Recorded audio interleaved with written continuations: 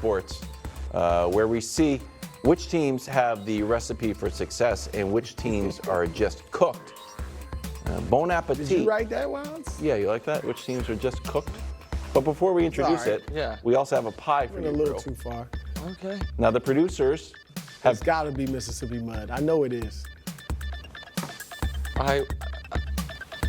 got my they scripts on. want it to be a surprise? Oh, apple pie. So, see, now they doesn't make me want that. feel bad. He doesn't want Because it. I just spent the first segment of the show ripping it's apple pie. It's an American classic brew. He doesn't like fruit in the pie. Okay. All right. Can we? We I'll can't eat do the this. crust, the crisp kind of. I'll eat yeah, that. okay, And then you good. can have the fruit. I'll leave the fruit for you. I Thank feel you. like we just kind of Thank just you. bought pies for no reason. then all that, thank you. I agree. There used to be a reason for it. Now. Bon appetit, it's time for Title Pie. You. All right, Friday. This is the most optimistic version of Title Pie this time of year. Yes. With the most You gave a teams lot, yeah. included. Wow. Yeah. But it is still 10 teams that are 0%ers.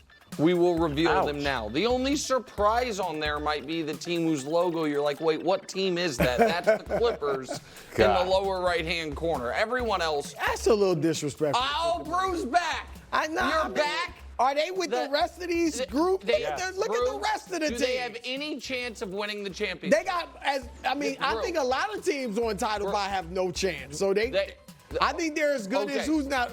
Well, see, we'll the bottom get to Title teams, Pie. I bet you I'm can put them there very with the bottom curious teams. to see which teams you want to put your beloved Clippers, who you will never quit and can never quit, ahead of. All right, 0.5% Bruce Spurs.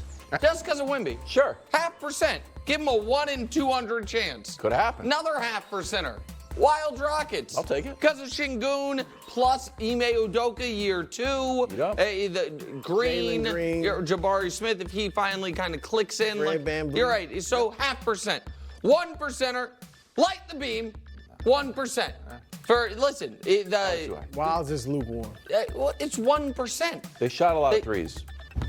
That's good. So did the Celtics. Yeah, so No, I did the know. That's Celtics pretty and the good. That's Mavs. what I'm saying. 1.5%.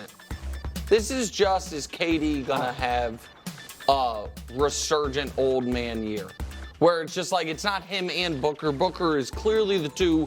KD is the 1, and KD's like, God dog it. I'm not gonna go my whole 30s without a playoff run. I give 1.5%. Sure. 2%. New Orleans Pelicans. I like the DeJounte Murray addition. We were seeing Zion come into his own and then he got hurt. I think they might be making a move from Brandon Ingram, fill out the rest of the team. They need some shooting. They need some shooting. You like Trey Murphy, and so there's a lot of, give them 2%. Another 2% team. The Heat. Jimmy Butler with something to prove, maybe? Does Jimmy Butler take Pat Riley's criticism to heart? Take the regular season more seriously? They have the best coach in the league. Playing for a contract. He's playing for a contract for Jimmy, 2%. Okay. One more 2%. Cleveland Cavaliers. Standing pat, brought back Donovan. Are they maybe going to move Garland? Are they going to move Allen and, fill out the rest of the team? Or are they just going to say, we like our 4 guys, see what it is? This is a consistent playoff team since they've gotten Donovan. Can they take the next step against 2%? 2.5%. Golden State. So the reason, as presently constituted, I would have them with the Clippers in the 0%, 1 star and then a bunch of, but because I think they have a smart front office and they might actually make another move, that I am keeping them on there. Because I think they are, of all the teams, most likely to have, whether it's marketing or something else substantial, still coming. 3%. Orlando Magic. It's about, is Paolo going to take a lead? Wow. This was a good team last year. This is a playoff team. They got some experience. I like the coach. I like Paolo. You guys know I like Franz. I was one of the first. All right. 3%. I think you had Mo on The there. loss, no, it was Franz. You thought it was Mo, is the Lakers. And then if we can reveal also the other 3% team, the Pacers. This is the point I'm trying to make here. This is the Lakers neighborhood now. You're with the Magic and the Pacers. Yeah. You're a good team. You know what I mean? And by the way, the Pacers did make the conference finals. I understand that was a little maybe fluky, but regardless, it's like the in-season tournament.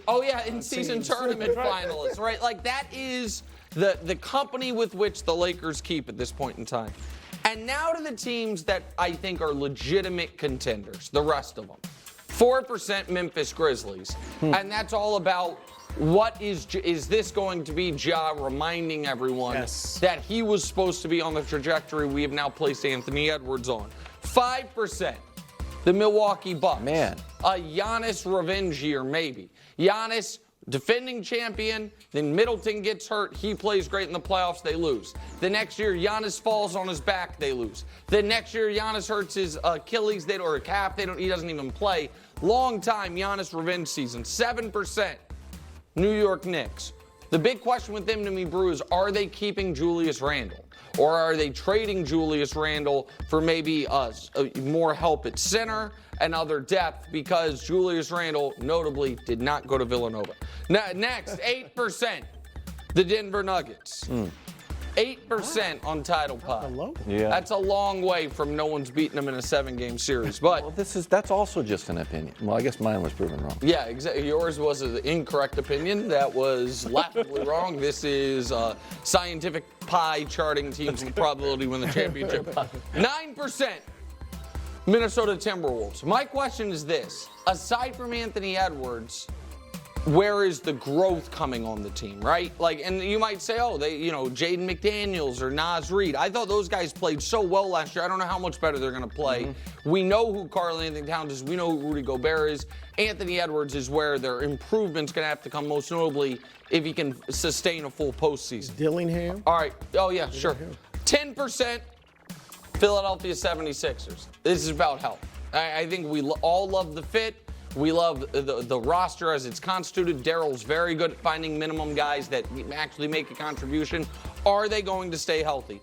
11%, the Dallas Mavericks. Excellent offseason. A lot to work with, but upgraded. I like Grimes. I like what Clay will do for them. I even like Najee Marshall. I think the defense took a bit of a step back in the loss of Derrick Jones, but I like what they added offensively. 12%, the Boston Celtics. Come on now. Well, here's the reason. And 13% Oklahoma City. Wow. So those were the top 2 seeds last year. The Celtics now are going to be without Kristaps for at least the beginning of the year, and we don't know. Meanwhile, Oklahoma City addressed their biggest weakness and made 2 solid additions, most notably Hartenstein. So for that reason, I install them as the biggest slice of title pie post-free agency. Brew, your thoughts? Well, first of all, the Clippers should get a slice. Okay, maybe 1%, 0.5%, something like that. Don't disrespect me. You spent the first part of the show giving love to Kawhi, and then you just rip his heart out. Well, all right, I'm shocked, though, that you have OKC number 1. Wow. They had a great offseason. Too young, though. I didn't even mention Caruso. I think they're a year away from really having a great chance to win the whole championship. And it's because, like I said, their youth. And first of all, Nick, they just made the playoffs for the first time in years last year. All right? Yep. Became the youngest team ever to win a playoff series. Got beat in the second round, obviously. But historically, we see teams that win championships. Either you had a hard climb, you've been in the playoffs year after year losing, and you finally get over the hump, or you make you get a star, like Anthony Davis going to the Lakers. Something like that, and then you win the championship. They did neither. Now, they had some good role players. And then Hartenstein, who I like a lot, but he is a journeyman. Yeah. And this is his 6th team, and he played his best with Tibbs, which Tibbs can get the most out of role players. So hopefully he can play that well in OKC. I think he can, but that's still something iffy. I just think the youth. So I would move Minnesota. I'd have Boston with the biggest slice, and Minnesota the second biggest slice. Because I think Anthony Edwards is going to take a jump.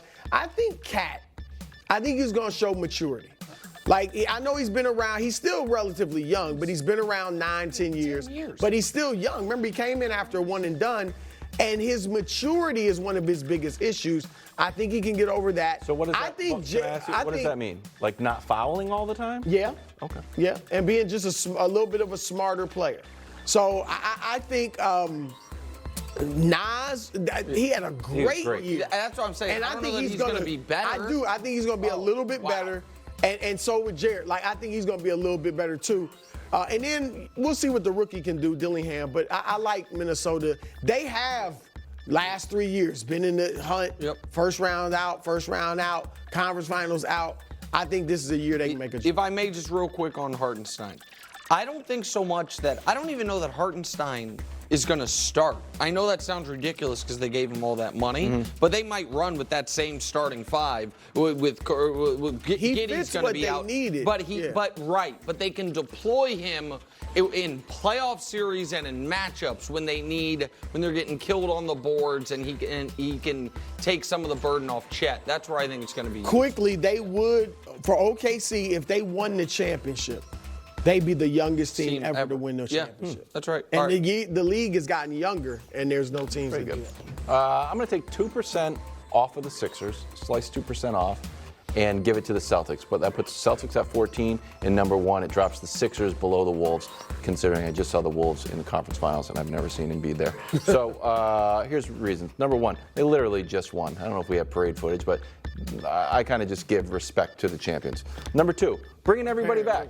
All I kept on hearing about is second apron. I almost wrote it into title pie since it's like a cooking analogy. Steve Ballmer, who doesn't want to pay any luxury tax. Well, Go ahead. He's paying luxury tax, but he doesn't want to pay it more. Yeah, so we looked up to see how much Steve Ballmer is worth. Yeah. He just made more money somehow the other day. Yeah, because Microsoft ticked up. Yeah, so shout out to Steve Ballmer. Do you just take a wild guess? Do you know this? How much he's worth? Yes, take a wild guess. $42 billion. Okay. I think that's a fair guess. Brew, would you like to take a guess how much money Steve Ballmer has that he doesn't want to spend? $91 billion. 91, also a fair guess. The correct answer, and there's differing reports, $158 billion. And there's another report that says 157. He's so rich, he could be $1 billion off, and both editors are like, sure, run with it. $158 billion. Meanwhile, the Celtics are like, he doesn't want to spend it. The Celtics are going all in and bringing their core back when other teams are losing pieces like that. And selling the team maybe to the Saudi. Put it on somebody else's tab. But meanwhile, and then Wendy had a good point about Paul George. It was a really good take from Wendy. Wendy's a good reporter, and he drops in a little jab take. He's like, enough, why don't we slow down on the Paul George is the final piece of the puzzle that we saw with the Thunder and Russ, that we saw with the Clippers, and we're going to see with the Sixers. I was like, Wendy, that was a good take. I don't want to, dim Paul George's candles to make the Celtics brighter, but I think we slow down on Paul George a little bit. We've seen this before. Can I real quick defend Paul George? Sure. With the Thunder, he did have the best year of his career, was third in MVP voting, and was not the problem. Like Russ was more the problem, unfortunately, than Paul George. When they go out? The first round. Correct. He is, and now with the Sixers, he's not, I don't feel, being asked to be the second option. I think he's the third option. He is. So I think that I don't look at him as like a savior as much as a really good third option for Philadelphia. The point you're saying about Boston is totally fair. I was skeptical. You guys say I read too much into the internet doctors. The internet doctors told us Kristaps's injury was a big deal, and now I'm concerned about when he's coming back. Guy's acting like he's on a walking boot watch. That's me.